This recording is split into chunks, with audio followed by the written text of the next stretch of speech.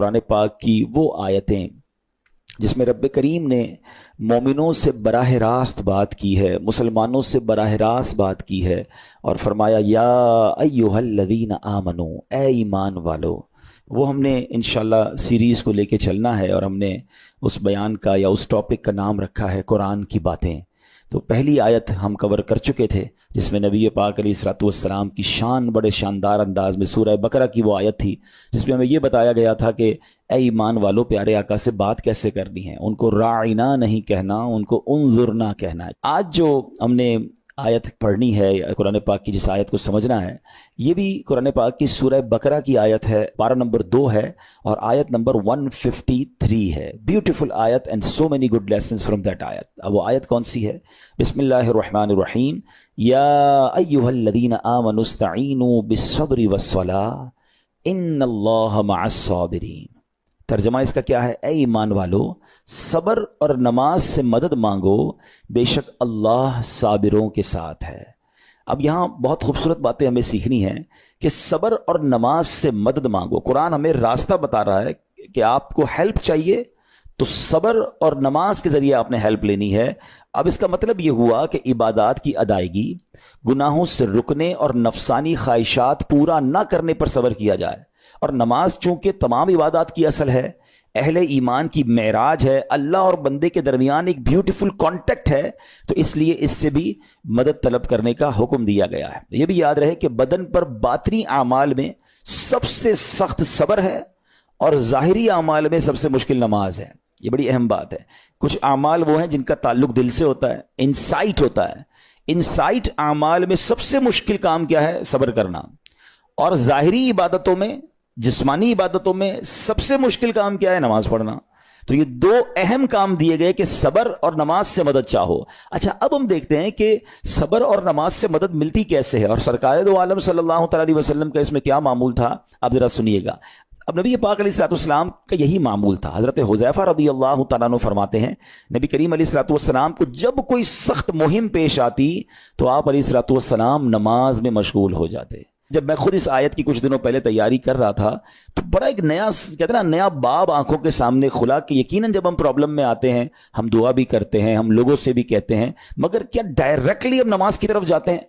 हालांकि कुरान ने हमें प्रॉब्लम्स का सॉल्यूशन क्या दिया है कि सब्र और नमाज से मदद चाहो। अब आगे चलें। हजरत उमर फारूक का भी यही अमल था कि कोई मुश्किल दरपेश आती तो आप रज़ियल्लाहु तआला अन्हु को अगर कभी इस्लामी फौजों के आने में ताखीर पता चलती, यानी आप चूंकि जंगों के लिए फौजों को रवाना करते थे, बहुत शानदार स्ट्रेटेजिक प्लानर थे, तो अब फौज गई और एक्सपेक्टेशन ये थी कि फलां टाइम को वापस आ जाएगी। उस जमाने में टेलीफोन तो था नहीं, इंटरनेट तो था नहीं कि लोकेशन शेयर हो जाएगी या कॉल आ जाएगी कि सर हम यहाँ रुके हुए हैं। अब टाइम हो जाता और फौज वापस ना आती ना, तो आप अब उसको क्या करते? क्या पता तो नहीं क्या हुआ उनके साथ, खैरियत से आ जाएं, तो आप नमाज में मशगूल हो जाते, नमाज के लिए खड़े हो जाते। अब क्या हमारे साथ कभी ऐसा होता है कि हमारा बच्चा कहीं गया है, उसकी खबर नहीं आ रही, या कोई चीज हमारी आनी है अभी तक पहुंची नहीं है, या कोई अच्छी न्यूज नहीं आ रही है, तो हम क्या उसके लिए नमाज की तरफ जाते हैं? ये नबी पाक का हमेशा मामूल रहा। हजरत अब्दुल्लाह बिन मोहम्मद हनफिया रहमतुल्लाहि तआला अलैह फरमाते हैं कि मैं और मेरे वालिद एक अंसारी रिश्तेदार के पास इयादत करने गए। जब नमाज का वक्त हुआ तो उन्होंने अपने अहले खाना में से किसी को पुकारा कि ए लड़की, वुजू का पानी ले आओ और हमारे लिए नमाज में राहत पहुंचाओ, नमाज पढ़कर मैं राहत पाऊं, जल्दी से वुजू का पानी ले आओ। तो कहते हैं हमने उन अंसारी शख्सियत के अल्फाज पर बड़ा ताज्जुब किया कि नमाज से राहत कैसे मिलती है। तो उन्होंने कहा मैंने नबी पाक अलैहिस्सलाम को फरमाते सुना है, ए बिलाल खड़े हो और हमें नमाज के जरिए राहत पहुंचाओ।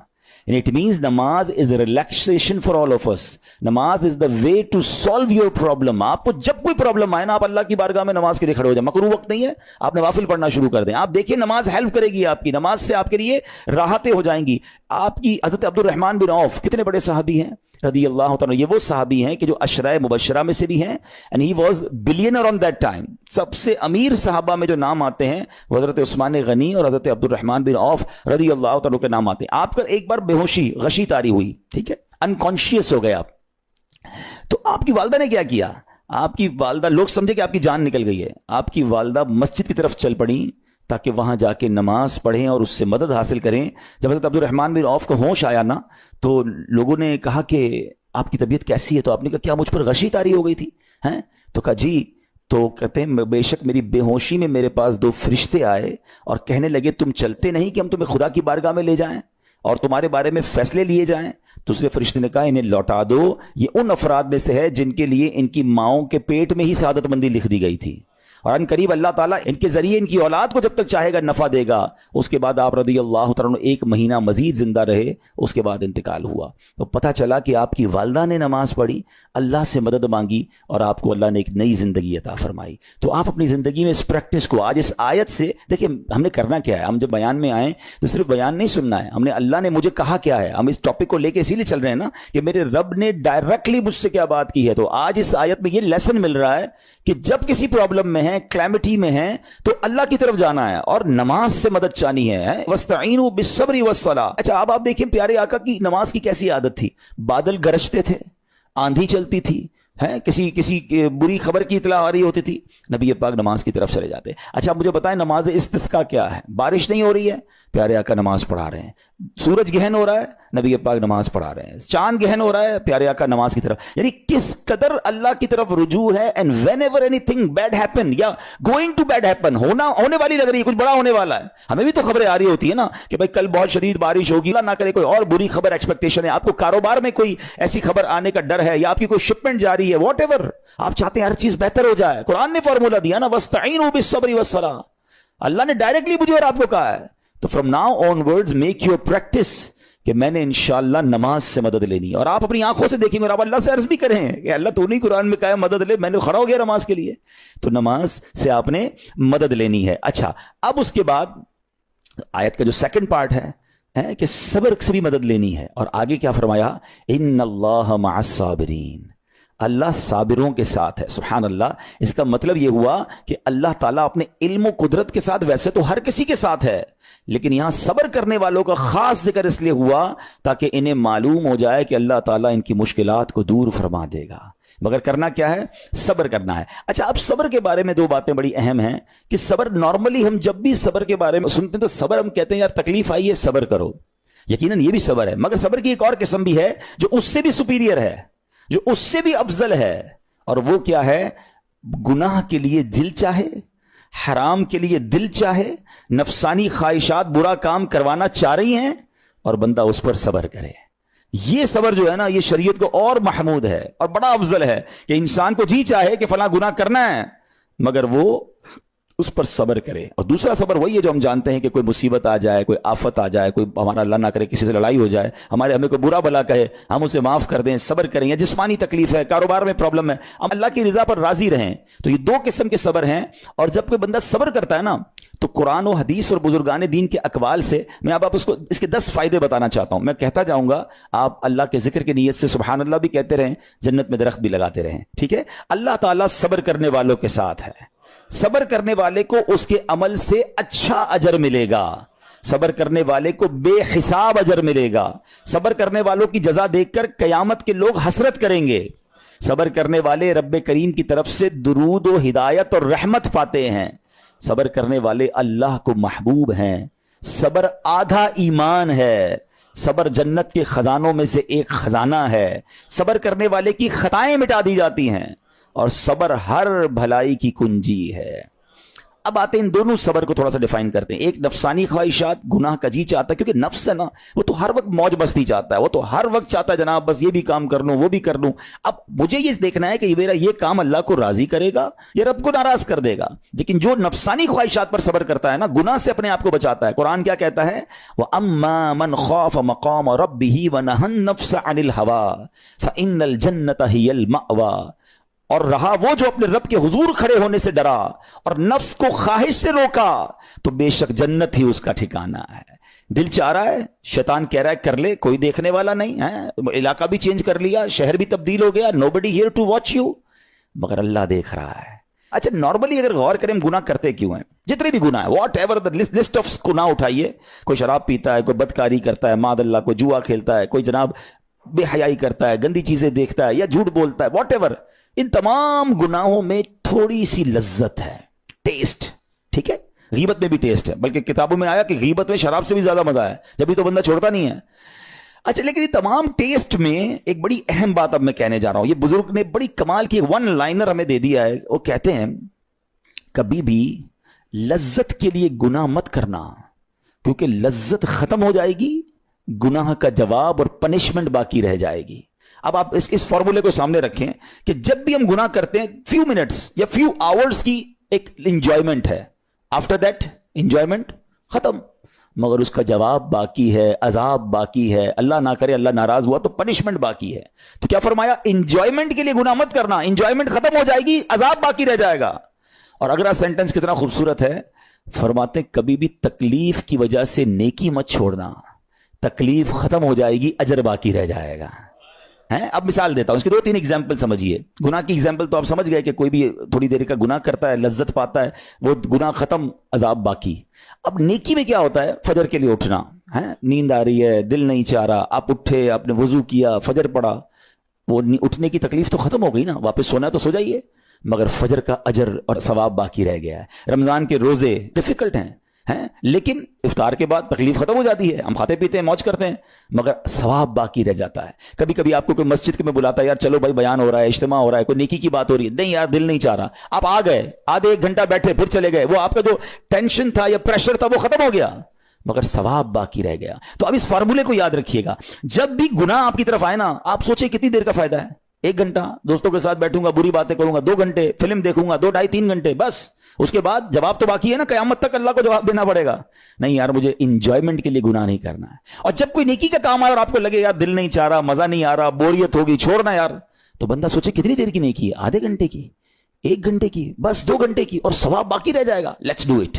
اگر یہ بات سمجھ آ گئی نا آپ کو, تو انشاءاللہ دیکھیے گا گناہ سے بچنا اور نیکیاں کرنا آسان ہو جائے گا. تو اب کیا فرمایا قرآن نے کہ جس نے اپنے نفس کو روکا, کیا خوبصورت آیت ہے, وَأَمَّا مَنْ خَافَ مَقَامَ رَبِّهِ وَنَهَى النَّفْسَ عَنِ الْهَوَىٰ, اور رہا وہ جو اپنے رب کے حضور کھڑے ہونے سے ڈرا اور نفس کو خواہش سے روکا, تو بے شک جنت ہی اس کا ٹھکانہ ہے. اور ایک اور جگہ کمال سے فرمایا, وَلِمَنْ خَافَ مَقَامَ رَبِّهِ جَنَّتَانِ, مبارک ہو ان کو جو اللہ سے ڈرتے ہیں نا, صبر کرتے ہیں, گناہ نہیں کرتے, رک جاتے ہیں.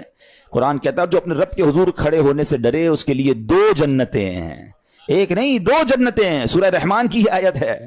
تو پتا چلا کہ نفس کو روکنا یہ آسان بھی نہیں ہے, ہاں دل بہت چاہتا ہے, مگر یہ صبر جو ہے نا, ان اللہ مع الصابرین کا جو معراج ہے, جو ٹاپ آف دا لسٹ صبر ہے, وہ یہ صبر ہے. اچھا اب آتے ہیں ایک اور صبر کی صورت, کہ اب آپ کو کسی نے غصہ دلا دیا, برا بھلا کہا, یا آپ کے مزاج کے خلاف بات ہو گئی, اب آپ نے روکنا ہے اپنے آپ کو. اب غصے کا اظہار نہیں کرنا, لڑائی نہیں کرنی, گالی کا جواب گالی, اینٹ کا جواب پتھر, انگریزی کا مقولہ ہے نا ٹٹ فور ٹیٹ, جیسے کو تیسا نہیں, یہ ہماری شریعت ہمیں نہیں سکھاتی. اچھا آج کل کسی کو کہو نا یار آپ کیوں یار لڑائی کر رہے ہیں, بھائی میں جواب نہ دوں تو لوگ سمجھیں گے کمزور آدمی ہوں, مجھے اپنا روب بھی تو رکھنا ہے, میں بھی تو پتا چلے کون ہوں, اپنا بتاؤں تو صحیح کون ہوں. سچی بات پتہ ہے کیا ہے, جو ٹٹ فور ٹیٹ کرتا ہے, گالی کا جواب گالی سے دیتا ہے نا, وہ واقعی بتا دیتا ہے وہ کون ہے, وہ اپنا تعارف کروا رہا ہوتا ہے کہ یہ بھی ایسا ہے, میں بھی ویسا ہی ہوں. او بھائی. اچھا پھر ایک اور عجیب جملہ بڑا مشہور ہے آج کل, جناب ہم شریف کے ساتھ شریف ہیں, ہم بدماش کے ساتھ بدماش ہیں. مجھے آج تک سمجھ نہیں آئی یہ کون سا بٹن لگا ہوا ہے آپ کے اندر کہ شریف کے ساتھ آپ شریف ہو جاتے ہیں, بدماش آتا تو آپ بھی بدماش ہو جاتے ہیں. جناب والا, شریف آدمی شریف کے ساتھ بھی شریف ہوتا ہے, بدماش کے ساتھ بھی شریف ہوتا ہے. جب بھی تو وہ غلط آدمی اچھا ہوگا نا. نبی پاک علیہ الصلوۃ والسلام نے گالیاں سن کر دعائیں دی ہیں, پتھر برسانے والوں کو بھی دعائیں دی ہیں, مگر ہم تو تیار ہی رہتے ہیں, یار میں بتاؤں گا اس کو میں کون ہوں, 1 گالی دی ہے میں اس کے ساتھ پشتوں کو گالیاں دوں گا. تو پھر آپ بھی ویسے ہی ہو گئے نا جناب. حدیث پاک کیا ہے, ہو از مور اسٹرانگر, ہو از مور پاورفل. اللہ کے حبیب علیہ الصلوۃ والسلام فرماتے ہیں کہ بہادر وہ نہیں, یہ بخاری شریف کی حدیث ہے, بہادر وہ نہیں جو پہلوان اور دوسرے کو پچھاڑ دے, بلکہ بہادر وہ ہے جو غصے کے وقت اپنے آپ کو قابو میں رکھے. اصل بہادری یہ ہے. تو اگر آپ نے واقعی صبر سے مدد لینی ہے, ان اللہ مع الصابرین کا مجدہ لینا ہے, تو بدلے نہیں لینا ہے, معاف کرنا ہے. ذرا مل کر میرے ساتھ شب قدر کی دعا دہرائیے گا, اللہم انک عفو کریم تحب العفو فاعف عنی, اللہم انک عفو کریم تحب العفو فاعف عنی, اللہم انک عفو کریم تحب العفو فاعف عنی. واٹ از دا میننگ, اس دعا کا معنی کیا ہے؟ اللہم انک عفو, اے اللہ تو معاف کرنے والا ہے, تحب العفو, معافی کو پسند کرتا ہے, فاعف عنی, اللہ مجھے بھی معاف کر دے. ہم کیا کہہ رہے ہیں اللہ سے, اللہ مجھے معاف کر دے, میرے سارے اگلے پچھلے گناہ معاف کر دے. مگر دیر از اے کوسچن, آپ نے معاف کر دیا سب کو؟ بندہ کہتا نہیں میں تو انتظار میں بیٹھا ہوں, میں تو موقع کی تلاش میں, بس موقع ملے پھر بتاؤں گا میں کون ہوں. ہاتھ میں آ نہیں رہا بندہ, ٹرائی کر رہا ہوں کسی جگہ آ جائے, بس کوئی اس کے پیسے ویسے آ جائیں, کوئی اس کا معاملہ میرے پاس آ جائے, بس پھر دیکھو کیا کرتا ہوں. بیٹھے اس انتظار میں بیٹھے بہت سارے لوگ, کمال ہے یار. یعنی دشمنیاں پالی ہوئی ہیں, رشتہ داریاں کاٹی ہوئی ہیں, دوستوں کے پاس جا نہیں رہے ہیں, میاں بیوی میں لڑائی ہے, ایک سوری کے لیے بیوی گھر بیٹھی ہے, وہ کہتی شوہر سوری کہہ دے تو میں آ جاؤں گی, شوہر کہتا ہے بیوی معافی مانگ لے تو میں لے آؤں گا. ارے بھائی کوئی بھی آگے بڑھ کے معافی کر لو بھائی, اللہ سے معافیاں مانگ رہے ہو, بندوں کو معاف کرنے کے لیے کوئی تیار نہیں ہے. مجھے خود بتائے نا یہ کیسی دعا ہے کہ اے اللہ تو مجھے معاف کر دے, میں نے کسی کو معاف نہیں کرنا. یہ بنتی ہے دعا؟ اللہ سے پتہ ہے کیا کہیں, اے اللہ میں نے بندہ ہو کر تیرے سارے بندوں کو معاف کر دیا ہے, تو سب سے بڑا معاف کرنے والا ہے نا, اللہ تو بھی مجھے معاف کر دے. Look at the way to talk, یہ مزہ ہے نا بات کرنے کا, پھر دعا کرنے کا لطف بھی آئے گا آپ کو. تو دشمنیاں نہ رکھیں, غصے پر قابو پائیں, معاف کریں. ایک حدیث سن لیجئے, لرزا دیتی ہے, ڈرا دیتی ہے. اللہ کے نبی علیہ الصلوۃ والسلام فرماتے ہیں جو رحم نہیں کرتا اس پر رحم نہیں کیا جاتا. حدیث کا خلاصہ ہے. اور جو معاف نہیں کرتا اسے معاف نہیں کیا جاتا. اب بتائیے ہم معاف کرتے ہیں, ہم رحم کرتے ہیں, ہم کہتے ہیں اللہ ہم پر رحم کرے, ہم کسی پر رحم نہ کریں. نہیں ہوگا رحم, پہلے اپنے اندر تو لائیے یہ باتیں.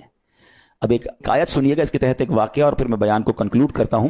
اللہ کریم ارشاد فرماتا ہے الذین ينفقون فی السراء والضراء والکاظمین الغیظ والعافین عن الناس واللہ یحب المحسنین. قرآن میں رب فرماتا ہے جو خوشحالی اور تنگ دستی میں اللہ کی راہ میں خرچ کرتے ہیں. یہ بڑی خوبصورت بات ہے, یہ غریب اسلامی بھائیوں کے لیے بھی مدنی پھول ہے.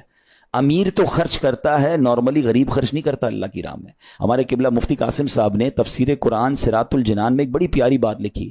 آپ کہتے ہیں پوری دنیا کے امیروں کا سروے کر لینا, ان کی جو پیسے بڑھنے کی ایک وجہ یہ بھی ہوتی ہے کہ وہ کہیں نہ کہیں چیریٹی کر رہے ہوتے ہیں, مدد کر رہے ہوتے ہیں. وہ مدد اور وہ نیکی ان کے پیسے بڑھا رہی ہوتی ہے. اور پوری دنیا کے غریبوں کا سروے کریں تو ان میں سے بڑی تعداد وہ جو خرچ ہی نہیں کرتی اللہ کی راہ میں. کہتے ہیں ہم کیا خرچ کریں, ہم تو غریب ہیں, ہم پر لوگ خرچ کریں. میں آپ کو فارمولہ دے رہا ہوں اور یہ قرآن سے دے رہا ہوں. جو تنگی میں بھی اللہ کی راہ میں خرچ کرتے ہیں, جو خوشحالی میں بھی خرچ کرتے ہیں. آپ تنگی میں آپ روپیہ خرچ کریں, یہ نہیں کہتے آپ 10,000 روپے خرچ کریں, جتنی آپ کی حیثیت.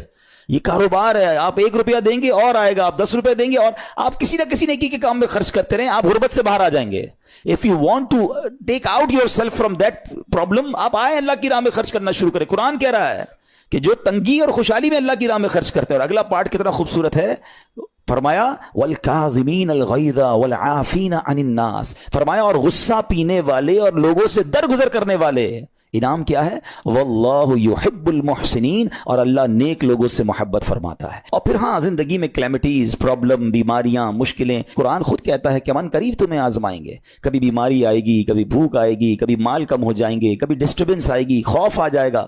تو بی ریڈی فار دیٹ, صبر کرنا ہے, کیونکہ اللہ نے فرمایا وبشر الصابرین, صبر کرنے والوں کے لیے خوشخبری ہے. تو اللہ کرے کہ یہ بات ہمیں سمجھ آ جائے اور ہم اس آیت پر عمل کرنے والے بن جائیں تو زندگی بڑی آسان ہو جائے گی. یہاں ایک میں عقیدے کی بات بھی کلیریفائی کر دوں. کچھ لوگوں کو بعض اوقات کنفیوژن ہوتی ہے یا لوگ کنفیوژن کریٹ کرتے ہیں. مجھے ایک بات بتائیے گا کہ اللہ کیا کہہ رہا ہے, وَاسْتَعِينُوا بِالصَّبْرِ وَالصَّلَاةِ, اے ایمان والو صبر سے اور نماز سے مدد چاہو. کیا صبر اور نماز خدا ہیں؟ بتائیے, نہیں ہے نا, اللہ تو نہیں ہے. ہم صبر اور نماز کی عبادت تو نہیں کرتے. تو جب قرآن کہہ رہا ہے کہ صبر اور نماز سے مدد مانگو, تو غیر اللہ سے مدد مانگنے کا درس تو ہمیں قرآن دے رہا ہے. تو اس کا مطلب یہ ہوا کہ اللہ کے سوا کسی چیز سے یا کسی شخصیت سے مدد لینے کا مقصد یہ نہیں ہوتا کہ ہم اس کی عبادت کر رہے ہیں. اگر آج کے دور میں کوئی اللہ کے نبی سے کہتا ہے کہ یا رسول اللہ انظر حالنا, یا بھر دو جولی میری یا رسول اللہ, تو یہاں کوئی شرک کی بات نہیں ہے, کیونکہ یہاں یہ نیت نہیں ہے کہ ہم ان کو خدا مان رہے ہیں, یا یہ بھی نیت نہیں ہے. ایک بات, ایک عقیدہ کلیئر کر دیتا ہوں, پوری دنیا میں عاشقان رسول کا یہی عقیدہ ہے کہ کوئی نبی, کوئی صحابی, کوئی ولی اپنی طرف سے کسی کو کچھ نہیں دے سکتا. وہ سب رب کے محتاج ہیں, اللہ کسی کا محتاج نہیں ہے. جو اللہ کا ہے وہ اس کا اپنا ہے. ہاں اللہ نے اپنے مخصوص بندوں کو کچھ عطائیں کی ہوئی ہیں, کچھ پاورز دیے ہوئے ہیں, وہ اللہ کی عطا سے اگر کسی کو تقسیم کرتے ہیں تو اس میں کوئی پرابلم نہیں ہے. قرآن کہہ رہا ہے اے ایمان والو صبر اور نماز سے مدد چاہو. یہاں ایک اور بات سمجھنی ہے, دنیاوی طور پہ بھی کیا ہوتا ہے کہ آپ کسی باس ہوتا ہے اپنے کسی مینیجر کو پاور آف اٹارنی دے دیتا ہے کہ یہ تمہارے پاس اس پراپرٹی کا پاور ہے، تمہارے پاس فلاں چیز کا پاور ہے، وہ اس پاور کے بہاف پر وہ کام کر دیتا ہے، مگر کوئی یہ نہیں کہتا کہ he is the owner, actually he have attorney, he have power of attorney. بالکل ہمارا بھی عقیدہ یہ ہے کہ اللہ نے اپنے کچھ مخصوص بندوں کو، اپنے پیاروں کو کچھ اختیارات عطا فرمائے ہیں، اور جب وہ ان اختیارات پر عمل کرتے ہیں تو ایکچولی وہ اللہ ہی کی عطا ہے۔ ہاں، دنیا میں اگر کوئی یہ سمجھتا ہے کہ کوئی شخصیت یا کوئی بزرگ یا کوئی اللہ والے اپنی طرف سے دیتے ہیں، رب کا اس میں کوئی دخل نہیں، تو یہ شرک ہے، یہ بات درست نہیں ہے۔ ہمارا سب کا عقیدہ یہ ہے کہ جو کچھ دنیا میں اگر کسی ولی، نبی، صحابی کے پاس ہے وہ رب کا دیا ہوا ہے، رب کی عطا ہے، رب ان کو دیتا ہے، رب کو کوئی نہیں